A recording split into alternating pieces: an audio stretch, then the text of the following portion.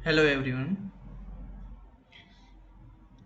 जैसा कि काफ़ी टाइम ऑब्जर्व करा जाता है कि कोई भी बच्चा फिजिक्स पढ़ता है तो फिजिक्स पढ़ते वक्त क्या होता है कि उसे एक कन्फ्यूजन होती है।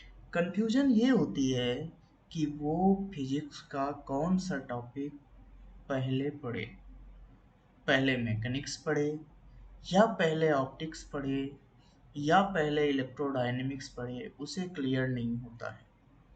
बहुत सारे बच्चे तो ऐसे होते हैं कि जैसे हमारी एनसीईआरटी बुक्स होती हैं, class 11th class 12th chapter 1 से लेकर के एस सो वन जो भी चैप्टर होते हैं वैसे ही स्टार्ट कर देते हैं पढ़ाई। बट एनसीईआरटी बुक्स में क्या है, चैप्टर ऐसे सीक्वेंस नहीं है जो हमें रियल में फॉलो करना चाहिए। एनसीईआरटी बुक्स में चैप्टर का सीक्वेंस अलग है और हमारे फॉलो करने का सीक्वेंस जो हो सकता है वह अलग हो। बहुत ज़्यादा चीज़ें सिमिलर होती हैं, बुक्स डिजाइंड होती हैं अच्छी खासी, तो बहुत सारी चीज़ें सिमिलर होती हैं। यदि कोई सीधे भी पढ़ता है 1 2 3 लेकर के तो ऐसा कोई दिक्कत नहीं है।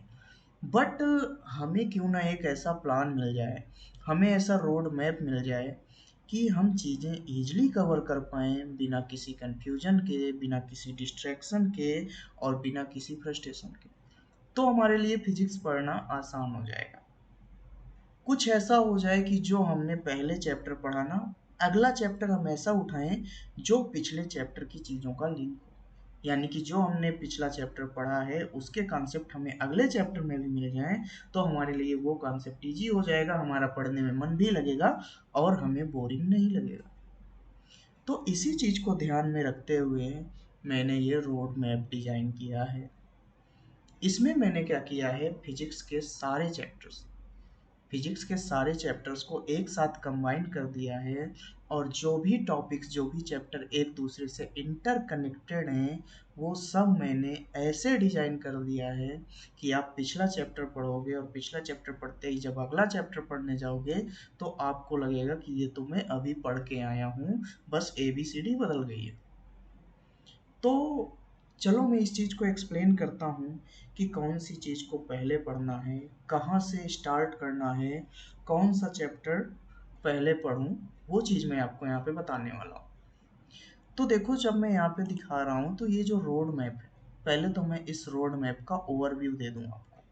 इस रोड मैप का यदि मैं ओवरव्यू दूँ तो इसमें देखा जाए तो देखो, मेन देखा जाए जो ऑरेंज लाइन है, ये जो ऑरेंज लाइन है, कोई बच्चा चाहे तो पहले ऑरेंज लाइन के टॉपिक्स भी कवर कर सकता है। ऑरेंज लाइन में कौन कौन से टॉपिक्स हैं ये मैं बता दूं। सबसे पहले तो बेसिक मैथ एंड वेक्टर है, NLM work power energy, collision centre of mass, circular motion, rotational motion, wave motion and SHM. ये जो मेन टॉपिक्स हैं ये सारे 11th के टॉपिक्स हैं और ये टॉपिक्स जो हैं पूरी फिजिक्स की बैकबोन है। आप यदि ये टॉपिक्स पढ़े बिना ही किसी और अदर चैप्टर में घुसते हो तो आपको प्रॉब्लम आएगी, क्योंकि वो कॉन्सेप्ट यूज हो रहे होंगे जो इन चैप्टर्स में, ऑरेंज लाइन वाले चैप्टर्स में होते हैं कॉन्सेप्ट, और हम बिना पढ़े हम कूद जाते हैं दूसरे चैप्टर्स पे। तो अब मैं पूरी तरह से समझाने वाला हूँ कि कैसे हमें फिजिक्स को एक वेल ऑर्गेनाइज्ड वे में पढ़ना है। तो काफ़ी सारे बच्चे होते हैं, कोई भी एस्पिरेंट होता है, कोई भी कंपटीटर होता है, हमेशा जब वह फिजिक्स स्टार्ट करता है तो उसकी मेंटालिटी यही होती है और होनी भी चाहिए, बेसिक मैथ से स्टार्ट करता है। क्योंकि वो ये सोचता है कि चलो मैं स्टार्ट करूँगा, बेसिक मैथ पढ़ूँगा, सारे कॉन्सेप्ट क्लियर हो जाएंगे, फिर बढ़िया फिजिक्स पढ़ता जाऊँगा, पढ़ता जाऊँगा, पढ़ता जाऊँगा और लास्ट में ख़त्म कर दूँगा। बट उसे सारा प्लान पता नहीं होता है, इसीलिए वह स्टार्ट तो करता है बेसिक मैथ से, लेकिन रोटेशनल मोशन तक पहुंचते हुए फिजिक्स को ख़त्म कर देता है। यानी कि रोटेशनल मोशन ही साल भर में वह कंप्लीट करता रहता है। वो ऑरेंज लाइन के चैप्टर ही कंप्लीट करता रहता है और बाकी सारे चैप्टर छूट जाते हैं। तो हम ऐसे पढ़ेंगे ना कि सारी चीज़ें क्लियर होती रहें और फिजिक्स इजी हो जाए और हमें सारी चीज़ें अच्छे से समझ में आए। तो चलो हम स्टार्ट करते हैं हमें कैसे पढ़ना है। तो मैं एक्सप्लेन कर रहा हूँ यहाँ पे पूरा रोड मैप जो मैंने आपको दिया है, कैसे मैंने डिज़ाइन किया है और उसको कैसे पढ़ना है। ठीक है, चलो स्टार्ट करते हैं। कोई भी मान के चलो कि यहाँ पे हम कोई भी एक बच्चा लेके चलते हैं कि चलो ये बच्चा है, इसने क्या किया, स्टार्ट कर दिया बेसिक मैथ और वेक्टर। सबसे पहले बेसिक मैथ और वेक्टर। मेरी बहन का नाम अंजलि है, तो चलो मैं अंजलि नाम लेकर के स्टार्ट करता हूँ अंजलि नाम से, कि चलो मान लो अंजलि नाम की एक स्टूडेंट है। अंजलि नाम की जो स्टूडेंट है वह हंसते गाते हुए एंटर करती है 2026 नीट के लिए कि मैं तो इस बार फोड़ूंगी फिजिक्स, इस बार मैं अच्छे से पढ़ूंगी और पूरी फिजिक्स कंप्लीट करके मैं 180 मार्क्स लाऊंगी।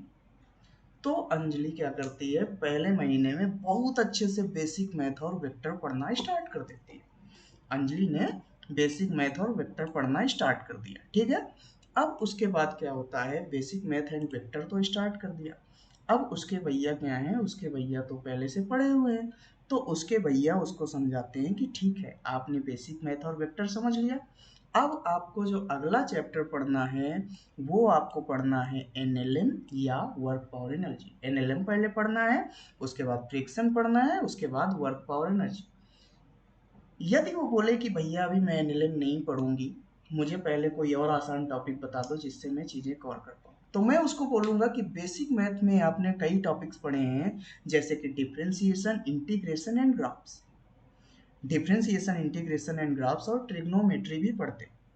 और ये जो पूरे कॉन्सेप्ट होते हैं वो यूज हो जाते हैं। वैसे देखा जाए बेसिक मैथ का सारा कॉन्सेप्ट पूरी फिजिक्स में यूज होता है, लेकिन जो हम ताज़ा ताज़ा पढ़ के आते हैं ना, जैसे कि डिफरेंशिएशन कैलकुलस में यूज होता है, डिफरेंशिएशन और इंटीग्रेशन कैलकुलस प्रॉब्लम में काइनेमेटिक्स में यूज होते हैं।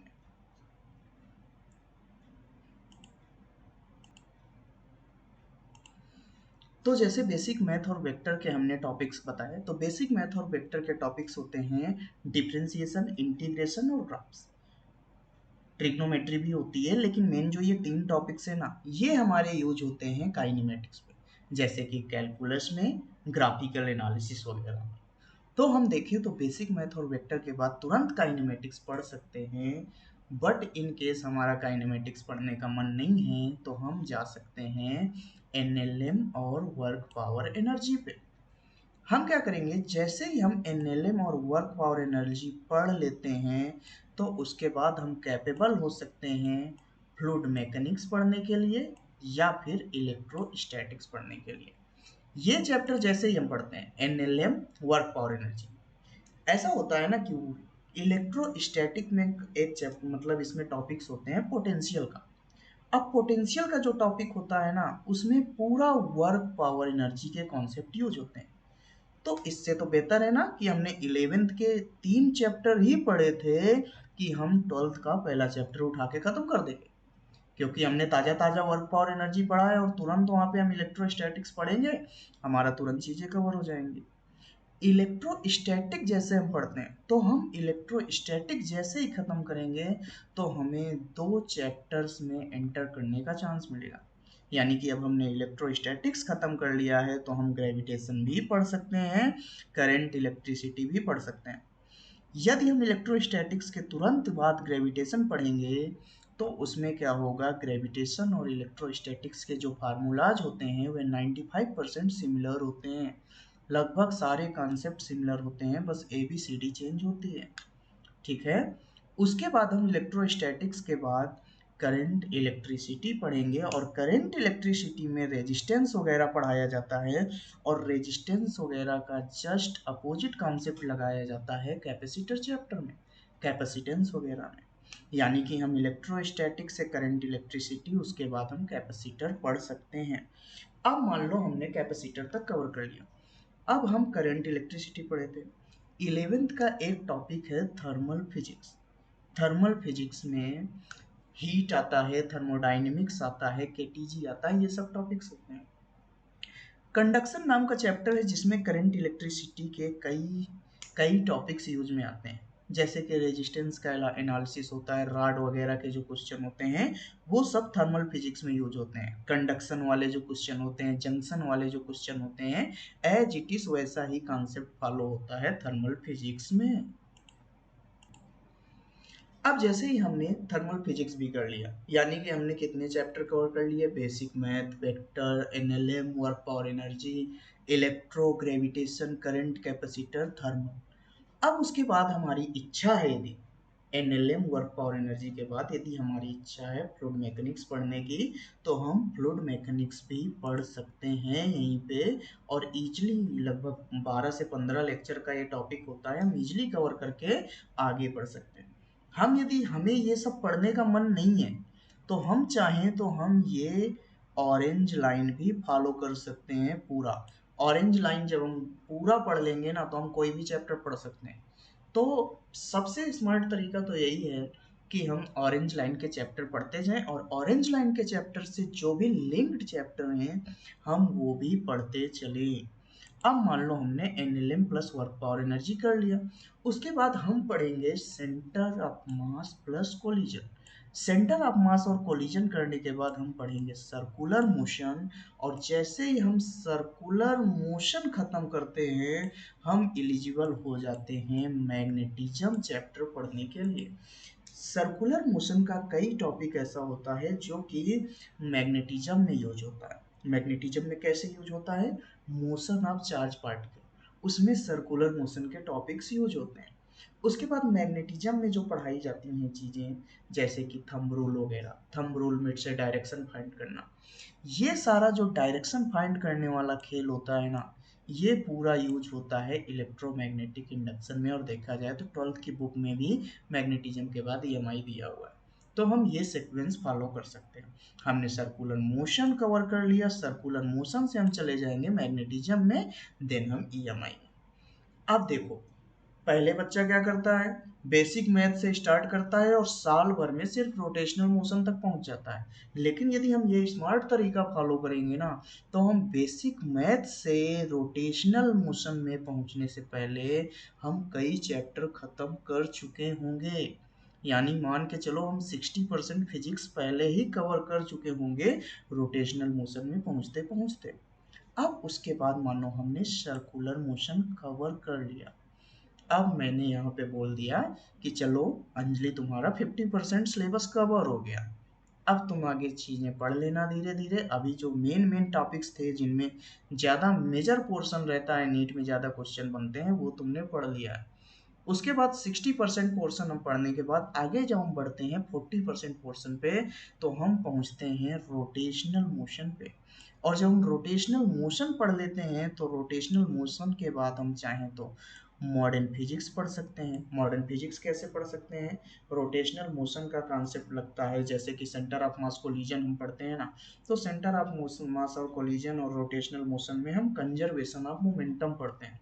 तो कंजर ऑफ मोमेंटम का हमें जो कॉन्सेप्ट होता है ना, वो हमारा मॉडर्न फिजिक्स में यूज होता है। और भी कई टॉपिक्स होते हैं, सारे टॉपिक्स में नहीं लिंक कर सकता, बहुत सारी चीज़ें होती हैं जो लिंक होती हैं। और हमेशा मॉडर्न फिजिक्स पढ़ने के बाद हमें सेमीकंडक्टर पढ़ना चाहिए, और सेमीकंडक्टर पढ़ने के बाद हमें पढ़ना चाहिए ईएम वेव्स, जो कि क्लास 12 की पहली बुक का लास्ट टॉपिक है। ये चैप्टर कभी भी कवर किया जा सकता है, बट एक सीक्वेंस से पढ़ा जाए तो हमें सेमीकंडक्टर के साथ ही ईएम वेव को ख़त्म कर लेना चाहिए।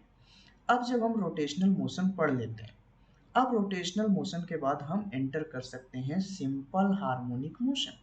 सिंपल हार्मोनिक मोशन चैप्टर में यानी कि एसएचएम में एंटर करेंगे, और जैसे ही हम एसएचएम पढ़ेंगे तो एसएचएम के कई टॉपिक्स होते हैं, मेनली देखा जाए फेजर। और फेजर यदि हमें अच्छे से क्लियर हो जाए ना, तो हम एसी का कोई भी क्वेश्चन तुरंत टैकल कर सकते हैं। हमें फेजर आना चाहिए तो हमारे लिए मान के चलो एसी हलवा हो जाएगा।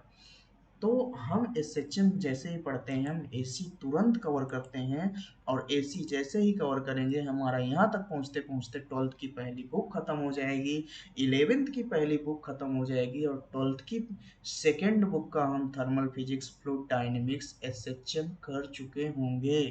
उसके बाद जब हम आगे बढ़ते हैं एसएचएम से, तो हम पढ़ेंगे वेव मोशन। और वेव मोशन कंप्लीट होने के बाद वेव मोशन की कई वेव इक्वेशन होती हैं जो कि वेव ऑप्टिक्स में यूज करी जाती हैं। और वेव ऑप्टिक्स जब हम पढ़ते हैं तो हम साथ में रे ऑप्टिक्स को इंक्लूड करके चलते हैं, यानी कि वेव ऑप्टिक्स और रे ऑप्टिक्स हमें साथ में पढ़ लेना चाहिए। लेकिन इसको स्टार्ट करने से पहले हमारा जो वेव मोशन टॉपिक है, वेव मोशन टॉपिक है, ये हमारा पहले से पढ़ा होना चाहिए। तो ये पूरा है प्लान कि कैसे हमें फिजिक्स को पढ़ना है। तो यदि आप सोचो, अंजलि यदि एक नॉर्मल बच्चे की तरह फिजिक्स पढ़ने जाएगी, तो वो तो क्या करेगी, बेसिक मैथ से स्टार्ट करेगी और रोटेशनल मोशन में पहुंचते पहुंचते उसका साल खत्म हो जाएगा। लेकिन अंजलि यदि ये रोड मैप फॉलो करेगी, तो इस रोड मैप को फॉलो करने में ना, जब तक वो रोटेशनल मोशन पे पहुंचेगी तब तक उसकी 60% फिजिक्स खत्म हो जाएगी। उसके बाद बाकी की जो फिजिक्स बचती है वह हलवा फिजिक्स बचती है। यानी कि modern physics, semiconductor, EM waves, ray optics, ये सारे टॉपिक्स वेव ऑप्टिक्स जो होते हैं 12th की सेकेंड बुक के होते हैं। 12th की पहली बुक के टॉपिक्स हमने इजिली कवर कर लिए एक दूसरे को लिंक करते हुए, जिससे कि मान के चलो फिजिक्स में, नीट फिजिक्स में 20 क्वेश्चंस आते हैं इलेक्ट्रोडायनेमिक्स में। तो ये चीज़ें इजीली समझी जा सकती हैं कि हमें कैसे फॉलो करना है, कैसे चीज़ों को अप्रोच करना है, और कैसे अपनी फिजिक्स को आगे आगे बढ़ करके नेक्स्ट लेवल पे ले जाना है। ठीक है, तो उम्मीद करता हूँ ये चीज़ सबको समझ में आई होगी। ना समझ में आई हो दोबारा एक बार समझ लेना, अच्छे से इस मैप को देख लेना। उम्मीद करता हूँ पूरा अच्छे से समझ में आ जाएगा। ठीक है, ऑल द बेस्ट, अच्छे से पढ़ाई करो। Thank you.